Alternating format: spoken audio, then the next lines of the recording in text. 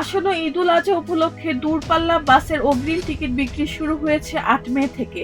Bangladesh bus truck owners অ্যাসোসিয়েশনের পূর্ব ঘোষিত সিদ্ধান্ত অনুযায়ী সকাল থেকে বিভিন্ন বাস কোম্পানি অনলাইন ও কাউন্টার দুই মাধ্যমে অগ্রিম টিকিট বিক্রি করছে।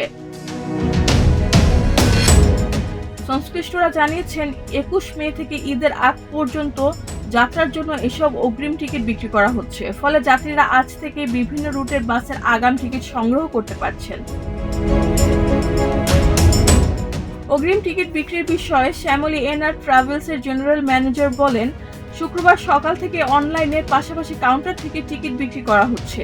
তিনি জানান, যাত্রীদের চাহিদা সবচেয়ে বেশি ২৪ মে রাতের, ২৫ মে সারাদিনের এবং ২৬ মে সকালের টিকিট।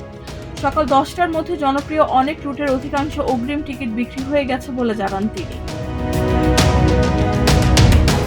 এদিকে Bangladesh bus truck owners association জানিয়েছে, বাংলাদেশের সড়ক পরিবহন কর্তৃপক্ষ নির্ধারিত ভাড়ার বাইরে অতিরিক্ত ভাড়া নেওয়ার সুযোগ নেই। অনলাইন প্ল্যাটফর্মেও একই ভাড়া কার্যকর থাকবে। পাশাপাশি প্রতিটি কাউন্টারে বিআরটিএ অনুমোদিত ভাড়ার তালিকা টাঙানো বাধ্যতামূলক করা হবে বলেও জানানো হয়েছে।